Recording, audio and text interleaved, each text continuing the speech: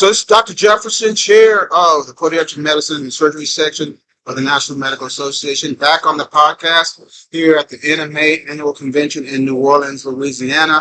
We're blessed on this convention, and I'm very glad to have with me three podiatric medical students. I'm going to let them go ahead and introduce themselves, let us know where they're from, what school they're in, and what year they're in. Go ahead, start from left to right. All right. My name is Takuja Makoto, or Ku for short.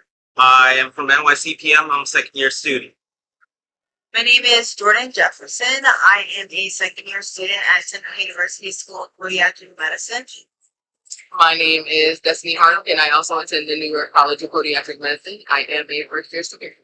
So again, this is you guys' first convention with us. We haven't had students at the convention for a number of years. So we're glad to see you guys. So you got to jump in with us with yesterday.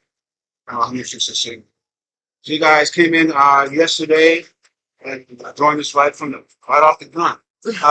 So tell me, so what do you think so far, baby?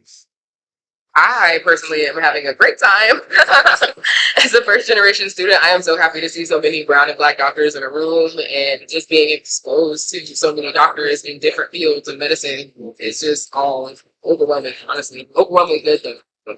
I completely agree. To come here and to see so many Black physicians and healthcare professionals come together and speak about their research, things that they're passionate about, it makes me even more excited about it. I agree. Also, as a first generation medical student, it's just the first generation medical student, it's just kind of nice to see all like brown doctors around. I've just never really seen this back in Maryland. I haven't seen this when I'm growing up in Delaware at all. It's just, So you guys are entering your school at a very interesting time. Not only what's going on in medicine and podiatry, but what's going on in the country. Right? There's DEI is a dirty word now, some sort. Right? So you guys are coming in where people are really looking at you, kind of with a side. Right? Like, you're not supposed to be here, or you're only here to be hot. So we see that issue, we're dealing with that issue.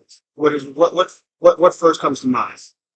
Personally, me, I was always taught when I grew up, you have to be twice as good to get half of what they get. So I always think you need to work hard, even with the diversity and problems that are going on, legislation and among the universities. I think we just have to work hard and keep pushing and have faith in what on our side that they're going to fight for us. They think I have the mentality that before going to waste, so or thankful and give us their thing. And like I'm not here to kind of like change their minds. I'm here to do my own thing and keep trying to kind of like out of my mind that I can focus on what I need to accomplish. Because at the end of the day, I'm figuring this for myself, figuring this for my community, and I don't need the voice. I think I am just going to keep on with what my mom has taught me, is to make myself present in a room. Keep my head held high, no matter what anybody is saying, and just know who I am. My mom was always one of those people that she didn't like that compliment. Like, you speak well for a Black girl.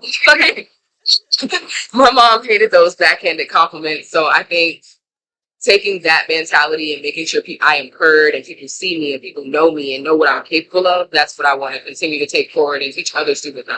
just to add something else to that, not even just for us, like you said, other students, like there's people behind us that it's really going to affect. So to keep them informed and to keep them knowing like the steps that they need to take to get to where we are, I think is very. I can say that it's unfortunate that we are like used to hearing these comments that have been compliments growing up, just seeing it on day to day. But we'll just let our work speak for ourselves, and then before you know it, maybe this generation, the next one, crickets, be silent from all that was naysayers. So cool, you're a second year, right? Yes. All right. So what's in New York City, my alma mater? All right. Destiny's also from New York, my alma mater. You're feeling my friend, my business partners. So coming from different parts of the country, you're coming from Maryland, San Antonio, Florida, coming to the city, into these big cities. How's been your experience? What have you done to adjust? Not only just to be a new student in a new town, but to the rigors of medical studies. I used to say to myself that I was never going to go to New York City, and look, here I am in East Harlem. It's a lot. It's not as crazy as I want to say TV makes it out to be. Mhm. I feel like growing up, it's just kind of like, oh, if you're from a small town going to New York City, it's going to be a rough place to be. But currently, how I've in my experience so far, everybody's been fairly friendly. Everybody's straightforward, straight to the point. Nobody's really rude to you. To be in. Nobody's rude to you in New York. I don't know what you must not be living right here.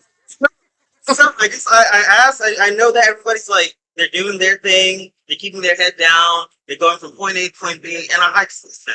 Like, I just like, that kind of, that flow.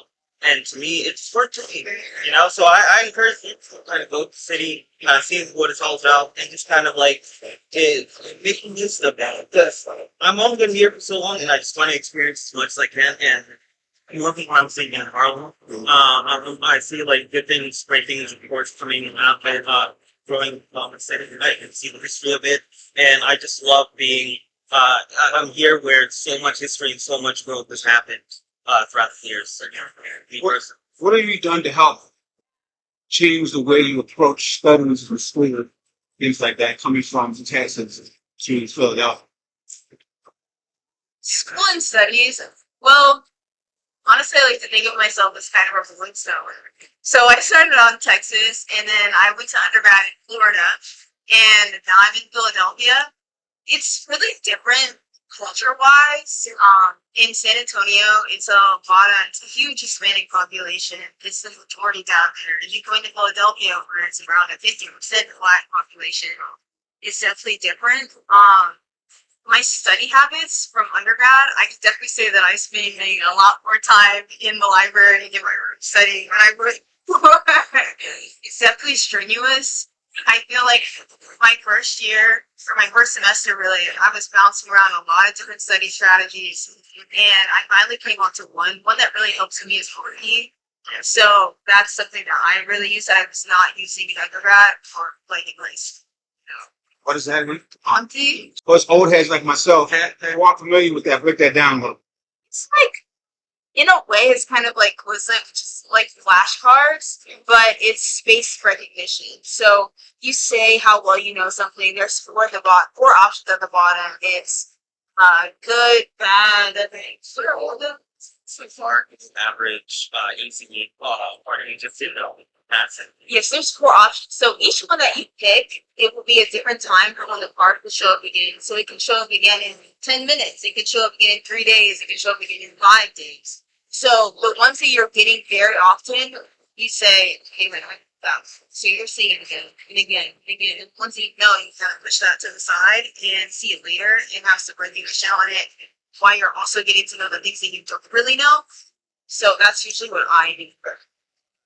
I just wanted to add to that, but at the same time, you just gotta be honest with yourself, because if the question was like, you're cheap to the system, you're not saying that's hard like question to yourself, anyways. Right.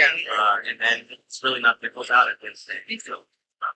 So Dustin, you're the baby of the group, right? So you're a January start, right? Yeah. It didn't exist when I was a student. So explain to the folks out there how a January start works versus a traditional August. So for a January start, my first year is spread out over 3 semesters instead of just the 2. And I have less classes in each of those semesters as opposed to students who start in August. For example, I just had my first semester, which was a spring semester. I took about 3 classes, and you took about, he took about 5 classes. So I personally enjoyed the January start. It wasn't what I planned for myself initially, but it actually ended up being very beneficial to me because I was able to accommodate to the school, and I was able to accommodate to the city, and I was able to find things that could help me, and I had more time to help myself as opposed to like, I got to study this. I got a test coming up. I can't focus. I can't find myself. It allowed me to not be overwhelmed while also accommodating to this new path in life. That's cool. So again, these things were not even in the radar. Yeah, everybody started at the same time. Right? And there were those who came and went for a lot of reasons. So what do you reach for on the inside to when it gets hard? It's going to get hard for everybody. One, nobody breathes as food stamps, no matter how well they're breathing. It's a different playing field. So what do you do besides the better study habits, all the other kind of good stuff that the dean will tell you? So what do you reach for inside to keep yourself focused? Mostly, I think it's really important to have a support system, whether that be your family, your friends. I have roommates that are also around, so that helps me keep on track a lot. So I can know where they are, and then I can call them if they're and they can know where I am. We're on the same page. I will say it is very hard, especially that first year. I definitely a lot of crying. You're not gonna lie. Lots of stress, but I always tell myself I deserve to be. There's a reason that I'm here, and my reason is what's going to push me to. So that's what to me. I support system. I talk to my girlfriend, my mom after every single exam. I told them what I got. They always kind of like keep me on track. It's kind of like, all right, it's not the end of the problem. If I want to say I got or I didn't, wasn't aiming for. It just kind of like, I feel like I'm my worst critic. I beat myself up, and it's just kind of like having those kind of people tell you like, hey, you know what, you got a next round. Take a day off. Take a break. Reincorporate yourself. It's just really good to get somebody to force you to do that sometimes. What about in the school itself? Again, middle school was a stressful period, especially when you're away from home. Right? So we know that there are some folks who don't do very well, emotionally, not just in the books. They really struggle with these things. And some of them either drop out of school, drop out of class, or whatever. Or worse, they drop out of life. Some of them have even gone to that extreme. So what what are you guys doing on campus? What type of connection to help lift you to the conference? I, being a first year, I've only really had one semester so far in my CPO. And I've made a few connections, but I'm ready to go back in August and build more connections and stronger connections and meet more people who are actually a part of my class. Because this past semester, since I am a January start student, a lot of my classes were with who's graduating class. So we won't be taking the next same classes next semester. And I do have who as a part of my support system at school, but there is a difference when it comes to how overwhelmed I am compared to how overwhelmed he is, or how busy his schedule is compared to how mine is. So I think just going and having an open mind and meeting new people and building those connections and being open to those types of things, you have to go in with that open mind. Because if you don't, all those emotional and spiritual things, they will get to you, because I did experience that last semester. So I kind of kept to myself and I did my hobbies, which are finals and skating. And that did help. But the support system that's like physically where I am also was helpful, because my family was close by, but it still was an hour train ride. It wasn't like I could just take a break that day and go. I would have to plan it for like a weekend. So just to have something like that closer to me would be very beneficial next semester. I know for us, my class we started doing some WhatsApp group chats. Like nothing club related, it's related to something like, what are you guys interested in? Whether it be comics, whether it be soccer, we try to meet up. Spend there's a field nearby our apartment building. We try to meet up and play soccer. We try to play basketball. We try talking about okay, the latest movie and whatnot just came out. It's just like kind of reminding everybody that it's not just school's not everything. Like we're people too. We have to take those breaks, and then I try to recognize. Even though sometimes I can be hard myself and I have a hard time recognizing when I'm stressed out, I try to recognize when my roommates, my classmates, my friends are stressed out. Try to reach out with them, saying, "Hey, you know what? Let's like take day off. Let's like go out." So I think just to get your head out of this and just be like, hey, there's more to you than this last exam. I kind of want to add in, and I want to say this because it wasn't said earlier, but NYCP and these backgrounds, no other school does that. So if that's something that you're interested in, then you should definitely look into that program. But for me personally, I really like to work out. That's how I relieve stress. So if I am stressed about a test that's coming up, I know if I go to the gym and I walk on the treadmill or I lift some heavy weights, then that's gonna help. I go with my boyfriend and he's pretty supportive. It's like just my time period. Other than that, I know New York probably has this, but I also like to eat. and TUS being right in Chinatown, and there's this place called Man's House. Not an advertisement. Very good. And that is my comfort meal. With my roommates, we like to go there and eat. Our boyfriend goes there and eat. And yeah, I think Philadelphia is also a really walkable city, which I'm sure New York is too. But after I come out of a test and I feel like, am I a real human right now? Like, am I still alive? I will feel that air on my skin and I'm like, okay, time to get to the next test. Real quick question for you. You're in Philly. Geno's or Pets? Actually, I haven't been to Gino's. My boyfriend said it's not good. He'd be like Angelo's. Again, not an advertisement. But yeah, their cheesesteak is the best one I've had so far. So, again, I am living well in 2020. And the other two for Philly is going to be this. And we said, it's a 30 year. 30, even though the comments are 30 years, it's something from actually them. So, take advantage of everything you see here. In the talking section, worries, schools around the other cities and around the country. And just the whole vibe, just different from anything. Discipline, right?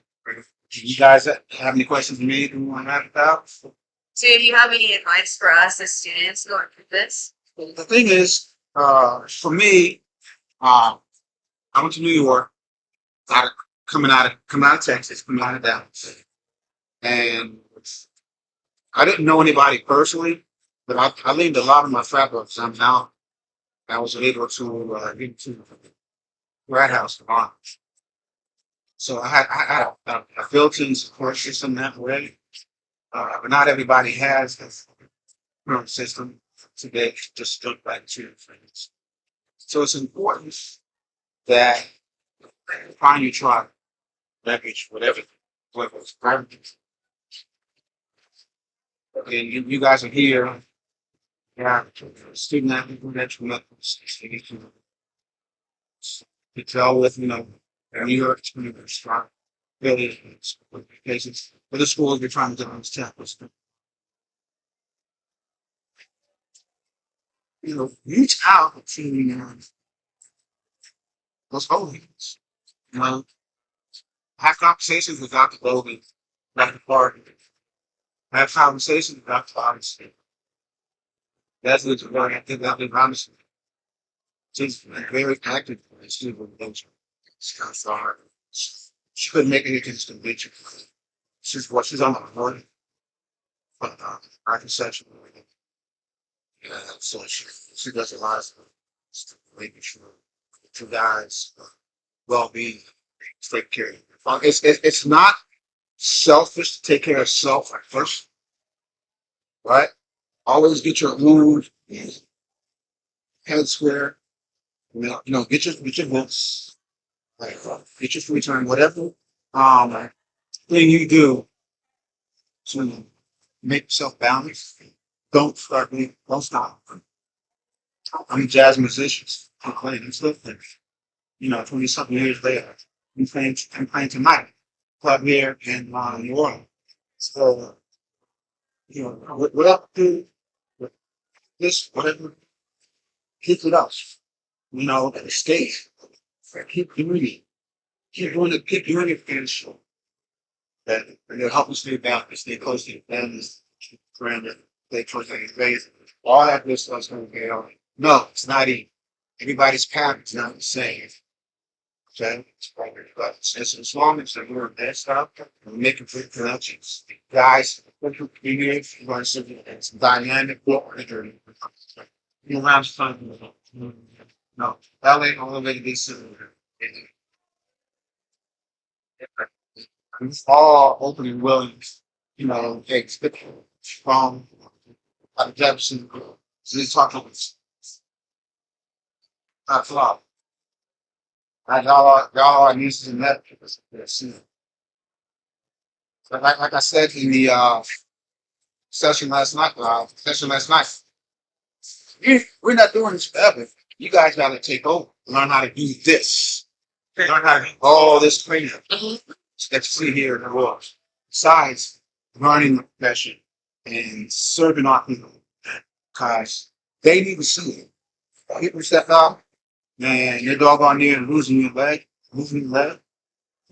They need to see it places while they're sitting in the chair. They need to be confident more than capable of helping this for the I feel more than confident, guys, from there. Just by your mere presence here, just by making it on here and learn a little bit more than the first thing. So that's my thing.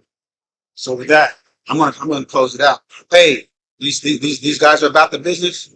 All right. For those who couldn't come, I get it, I dig it. But keep following the channel, Prodigy NMA. Follow us on Instagram, follow us on Facebook, and of course on YouTube here. Next year's convention is going to be in New York. So I expect to see about 50 of y'all. Convention that's, is right up the street for you. So another 50 people coming from New York to be off the chain. All right. And y'all know how to get in touch with me. Just run me down whenever. My phone's always on. Text me. Pat, I don't know how many times we text each other. That's over the past 2 weeks. All right. So Destiny too. So again, continue to follow us here on the podcast. We're gonna have some more good stuff for you as this convention goes. As we go on throughout the years, we'll get ready for New York. All right. Appreciate it, folks. Catch y'all next time. Peace.